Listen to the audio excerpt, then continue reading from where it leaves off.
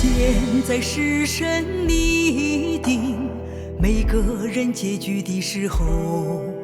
不是神开始做人工作的阶段。神将每个人的言语行为以及每一个人的跟随历程与缘由属性或其最终的表现，都一一列记在神的记事册上。这样无论怎样的人都难逃神的手，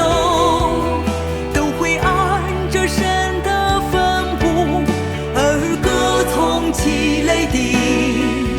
这样无论怎样的人都难逃神的手，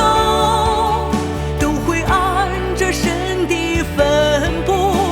而各从其类的。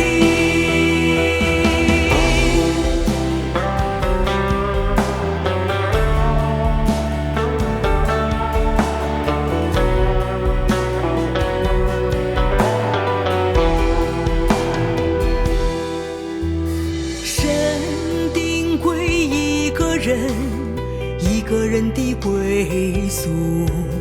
不是根据其年岁的大小，不是根据其资格的老幼，